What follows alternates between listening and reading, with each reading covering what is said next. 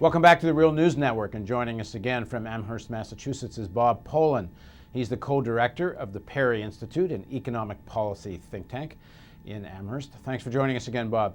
Happy to be on. In the first segment, we talked about the issue of food and derivatives trading and what's happening with the legislation.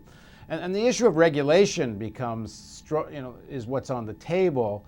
And one of the problems with regulation, even if you can get strong regulation on the books, and that's still a fairly big question mark, is that who are the regulators? And it's fairly well known during the Bush-Cheney regime, hundreds of regulators in different agencies were handpicked from industry to come in and more or less deregulate or not be very severe regulators. The worst example being the regulatory authority that dealt with BP's drilling in the Gulf.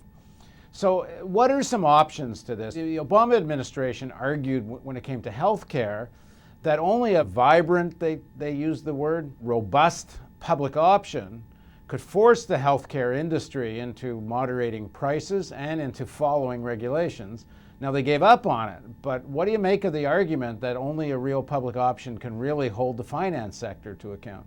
I think there's a lot of merit to the argument. Of course, how we flesh it out is a difficult question. We don't, in the U.S., have that much experience with strictly public banks at the federal level. We do have some experience at the state level. For example, North Dakota runs a public bank that operates successfully at I'd say a relatively modest scale. There are things that we can learn from that and maybe apply the lessons. We do, however, at the federal level and at very large scale, have the opportunity now because essentially the government owns AIG, the government owns Fannie and Freddie Mac, and those could be transformed into institutions that have something other than a strict profit motive governing their decisions and governing their activities. They could make decisions on the basis of more on social welfare and see how those decisions play out. And yes, then those could compete with the private sector, hold the private sector more accountable, and that could serve alongside a viable regulatory regime in terms of stabilizing the financial market and channeling financial market activity to serving social needs as opposed to just serving the needs of Wall Street speculators. For an example, I guess would be AIG could be insuring the loans made by community banks. It could even insure small business loans instead of insuring Wall Street. We're still deep in the midst of a severe economic crisis with official unemployment in the range of 10%. Meanwhile, the private banks are sitting on over $1 trillion in reserves that they're not going to lend out. If we had a strong public option in the banking sector and the financial sector, those entities, the AIGs, Fannie and Freddie, what they could show, they could be directing credit to small businesses, they could be directing to community activities and starting to show how those things can be viable, which would then set the stage for the private sector to come in. Those are the things that a public bank could do that isn't happening now. How much of that $1 trillion reserves that the banks are sitting on actually is public money? It was all basically lent by the public.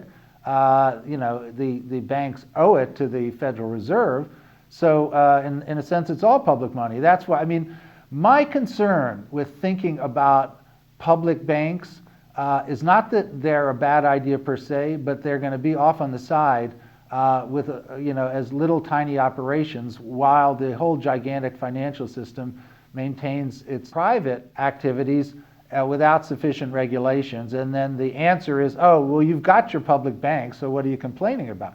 So to me, the issue of effective regulation needs to be applied to the entire financial system, the banking system.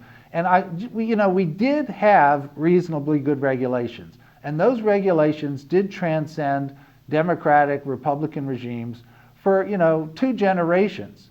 Not that we need to go right back to those regulations that came out of the Depression, but those things, the Depression-era regulations, as applied to banks and as applied to the commodities futures markets, worked reasonably well. But even if you do that, it doesn't, as your colleague, Jerry Epstein has said, and many of the other economists, I think you've said as well, none of the legislation right now stops the structural blackmail. When the whole sector starts gambling and the whole sector is involved in a bubble that bursts, there's nothing in the current legislation that's going to stop, again, the need for some massive bailout without paralyzing credit in the system. But if instead of putting that $1 trillion into the private banks, you put that $1 trillion into a public entity and keep credit moving and say to these guys that, you want to gamble, go ahead, but if you collapse, too bad, we have a public option. I mean, isn't that in the final analysis the really only viable answer? There are definitely examples. I mean, if you study the financial systems that were in Japan, for example, or in France, or in Germany, coming out of the disasters of World War II, they had a very, very strong public presence. And you had basically much tighter relationships between the banking system, the government, and investment activity. The banking system was there to serve productive investment.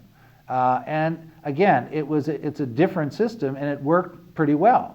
And that's the kind of thing that I think we need to do via a combination of regulations and public options.